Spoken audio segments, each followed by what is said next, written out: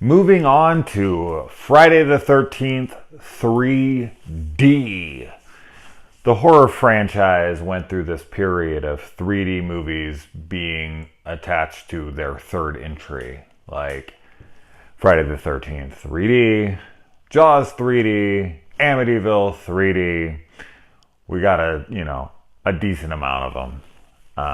I know that for this film itself, it ended up costing them big because they had to actually pay a lot of money to have theaters be able to play this in 3D. It cost them millions of dollars to do that. So it kind of came back to bite them in the ass. And it is something that didn't age very well. Now, I will say about the 3D though, that I recently watched Found Footage 3D, and I was complaining in there that they didn't utilize the 3D at all. Nothing was really coming at the screen, and making it have any purpose to be 3D. Now, I did not watch that film in 3D. I sent out for the glasses. They didn't send them to me. Dicks. But this film very much uses the 3D. And while I said it doesn't age it well, especially when you're not watching it in 3D, I mean, at least they did use the 3D thing, especially if they had to spend millions on getting it, in theaters at all. Something I want to talk about from the last film. I had some audio issues on my last video, so I had to cut out some stuff, but I would definitely want to mention that, the whole ending of 2, I mean, yes, we're talking yet another fake out, because you have a fake out in 1, you have a fake out in 2, you have a fake out in 3. But it's so unclear to me because we get to see Jason jumping through the window, and then I don't know what happens. No, I mean, that's been a mystery. Does Paul live? Does he die? This movie gives an interesting clue, though, because I had done a count of the kills in the movie, and there were 9 in total, and that's including Alice. So 8 where, at the campsite where they were at. And on the television in this one, when they're showing her getting taken away, Ginny getting taken away, they say on the TV that there has been 8 bodies found. So that would suggest that Paul lives, or they haven't found, maybe they didn't find Ralph's body, maybe they didn't find, the sheriff's body. I mean, I would expect that they probably know that the sheriff is missing, or whoever if he was a sheriff or a deputy. I think he's a sheriff, right? So yeah, I was just kind of paying attention to that. Also, the look of Jason is drastically changed in this one, even though it starts where the other one leaves off, and it has him getting off the ground. It shows up fucking 7 minutes for this movie to start. That's one of my first negatives. Yet another one. The first one was 13 minutes. This one's 7. Stop doing that. But, the fact that Jason looks drastically different in the face from what they showed, but as we said, that I guess is a fake out. But is it? If it isn't, then how did Paul die? Or yeah, if it isn't, yeah, Paul had to have died by Jason. But if he's still laying on the ground in there and all he did was leave at the end of the season, that just doesn't make any sense. People say that Paul's dead, but I don't see how that's possible, because the ending of 2 is clearly a fake out, and I think that the evidence from 3 suggests that Paul does live.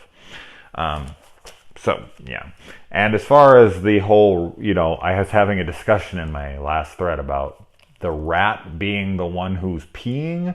I'm gonna have to go back and rewatch that scene yet again. He's up by her head, and the pee seems to be coming down by her leg. I'm not sure how much this rat pisses, but I guess that's possible. And the reason I said that Ginny was pregnant in the last video is because she goes to tell Paul something, and she's like, Paul, I have something to say, and he shuts her up and kisses her. And I was always like, is that she trying to say she's possibly pregnant? I don't know. That she wants to break up. Like, I don't think that's ever brought back up. If it is, I missed it on the 100th viewing. It had been a long time since I've seen any of these, so they're not exactly fresh. Now let's get into this movie. Took me 5 minutes to get into this. Talk about, sitting here talking about 7 minutes from my previous film. I spent 5 minutes talking about the last film. Oh, kettle black right here. Anyway, getting into things I like. I mean, you can't really talk about Friday the 13th Part 3 without, talking about the fact that this is the one where Jason ends up getting his, iconic hockey mask. And I mean, that's really all you can say on it. It's just, it's awesome. I mean, if you don't like this entry, I know a lot of people are not a big fan of this entry, and some people love it and think it's like their favorite one. But no one can deny like the awesomeness that Jason gets his hockey mask in this. I mean, that's how we come to know him. That's how, that's Jason to us, most of us. Not very many franchises change up the look of their killer in the third film and then use it for future installments, and then that becomes the look that everyone recognizes instantaneously when they see that and accept that as the look of the killer. So this is a very interesting series in that way. I think this entry just has better characters, more interesting characters that I instantly recognize more so than the last two entries. Of course I recognize them, but someone like Shelly is a character that's like, it's Shelly. Like, this is the guy that gives Jason his mask. Like, I don't know. Rewatching this, I was just like, oh yeah, like, I like these characters better. I find it funny when the cops are coming up on them and they start eating the pot. And then obviously the cops just pass. That never has any effect on them. Like, there's no, consequences for them just downing a whole bunch of pot. Like, it would have been funny if the next scene would have been, the characters who did eat it were just like laying around too stoned to move. I mean, they're like packing in the pot. You can see like they're chewing and it's just like spitting out of their mouth as they're yelling at each other. And it's like, do you have any idea how fucking high those people would be? So I just find it funny that they get to the campsite, like maybe, or the camp area, whatever, their cabins. And then there's nothing. There's no mention of it. Like, they would be fucking high as hell. So, completely ignored. I think this is pretty much just becomes the norm throughout all of these. But I was really, noticing in this one, like, oh wow, the final girl chase sequences in these films, especially in these first three that I've watched so far, and next with Trish and so on, is great. I mean, it's the best part of the movie, honestly. Like, it's kind of like you're waiting, you're there to see the kills, then hopefully some tits, and then the final chase. Like, that's basically what you're going to these for, and it really kind of delivers, especially on that last one. I like that Chris doesn't fuck around. Like, the final girls in the previous installments, Alice and Ginny, both had their attackers on the ground like multiple times and didn't do shit about it. Like, Chris was not fucking around. Now, she had a past history with Jason, running into him in the woods this summer previously. But, like, she gets him on the ground and she wraps her noose around his neck and she fucking hangs him. He gets off of that noose and then she drives a fucking axe into his head. Like, she is not messing around. So, she's one badass final girl. I'll give her that.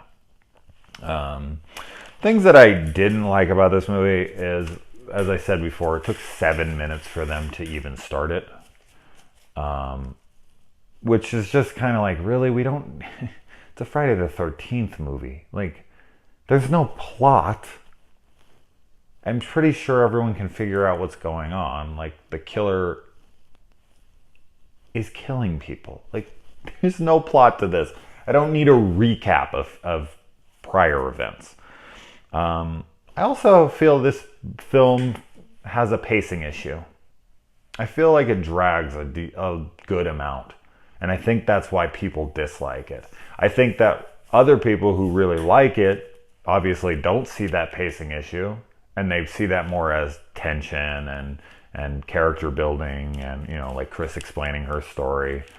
But I found myself like, yeah, this is dragging. Like this part's dragging. And this part's dragging. I'm not that interested in this part. You know, so I did find there were some pacing issues. But overall, I do like this movie. I don't absolutely adore it, but I definitely really like it. It does feel very slow and plotting in certain moments.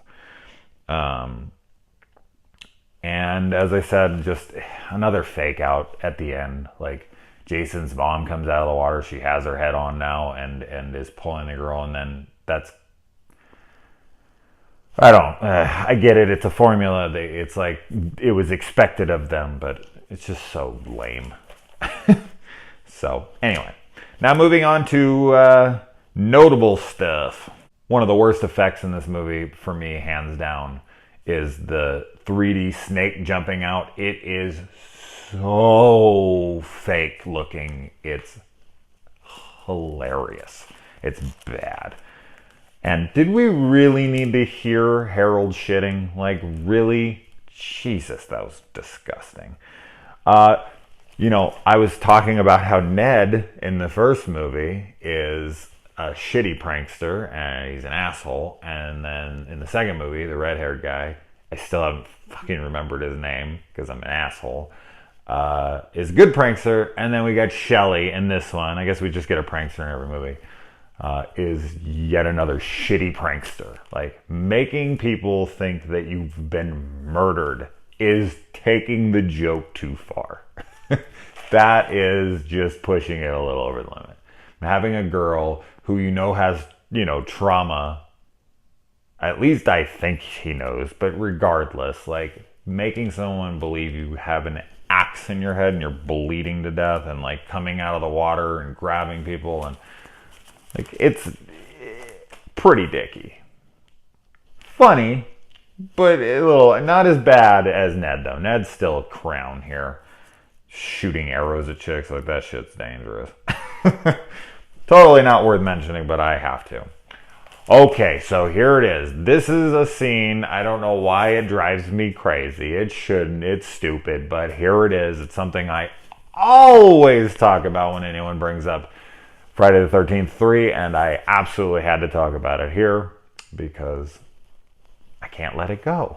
So Andy is throwing his yo-yo down and bringing it up over Debbie's head, and Debbie's laying there, and he keeps putting it really close to her face, and then it comes down and it just smacks right off of her face. It hits her in the nose and right here, completely smacks her face, and he pulls it up, and she says, "Whoa, that was close." Obviously, I'm sure it was just audio from a moment and they edited it, but what was the editor thinking? Like, I don't know why that annoys me so much, but I'm like, that was close? Close to what? How much closer can it get to smacking off of your fucking face? I don't know why. It's such a stupid thing to get annoyed about.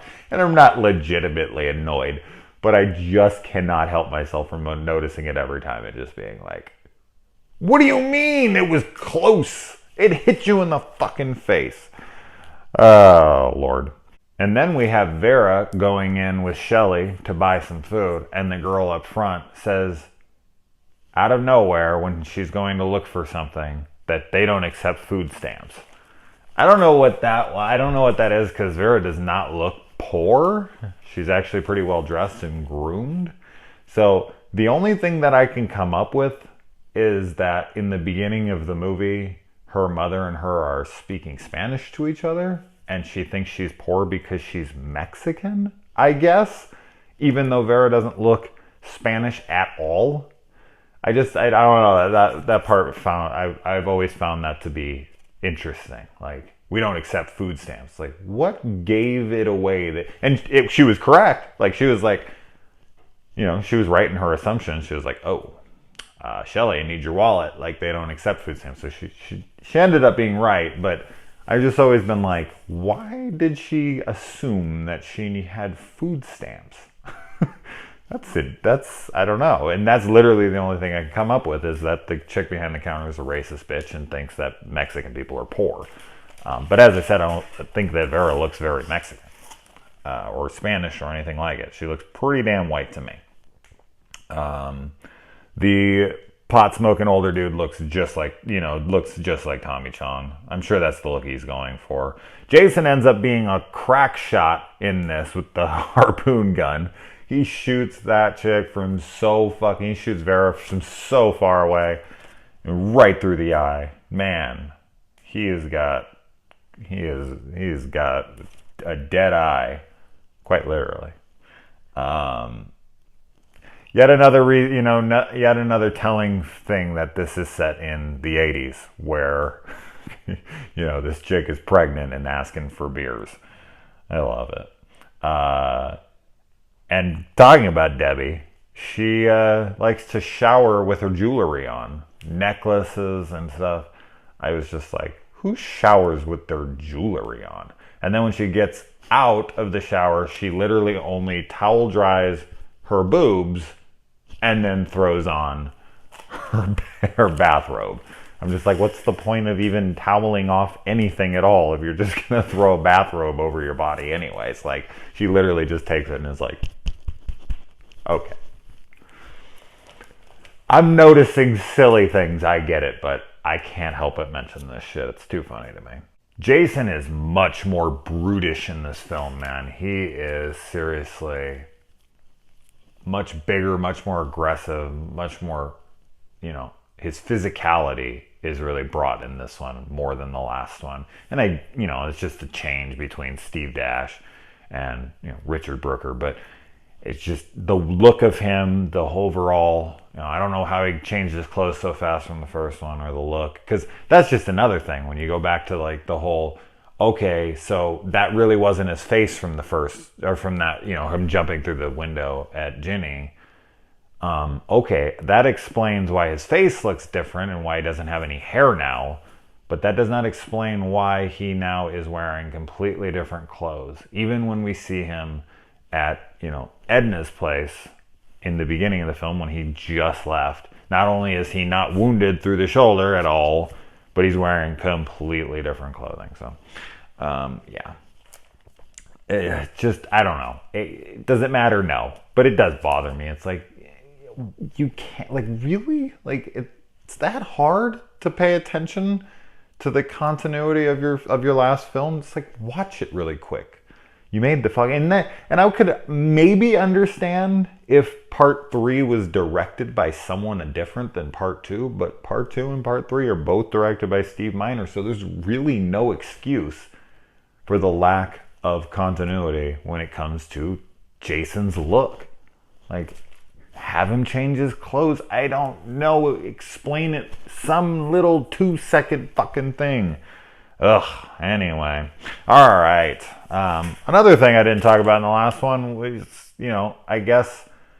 I think that the Muffin thing is showing that it's a fake out, because Muffin was pretty much clearly dead. I mean, if that was Muffin that they find out in the woods there, I think that Muffin is supposed to be an indicator that we're about to see a fake out. Like, Muffin, we know Muffin's dead. So, anyway. Now getting to the last thing. I got a 12 kill count here. I'm not counting Paul as dead from the last one. So I've got 9 from before and 12 in this. So that brings us a total of 21 for Jason and 10 for Mommy Dearest. We have the hottest chick in this movie. That was yet another hard one. There's some beautiful ladies in this movie. But I'm going to have to go with our final girl, Chris. She is a beautiful woman. So is Deborah. So is Vera. But Chris is taking the cake on this one. My favorite character just has to be Shelley, because he's I don't know. He brings such a presence with him. He's so goofy and silly that I don't know, even though he's kind of a dipshit at times, he's fun. And he's the character that gives Jason his mask. Come on. And the best kill, I mean, I think this is something that everyone will agree with. The handstand kill is badass. It is fucking gruesome. And not only is the kill gruesome, but, you know, Debbie, her finding of his body above her head is gruesome too. Like, seeing him completely cut in half is pretty rad. I will give a honorable mention or a runner up to the eyeball pop. That is just fantastic. Debbie's kill too through the chest is great. I mean, that's pretty much an homage to Friday the 13th Part 1, Kevin Bacon's kill, which, I don't know, they both look really good, so that's hard to say which one looks better, but yeah, that handstand kill, everybody loves it, and for good reason. It's fantastic. Anyway, I will not be getting to the fourth one tonight. It is late, so tomorrow. And until then, guys,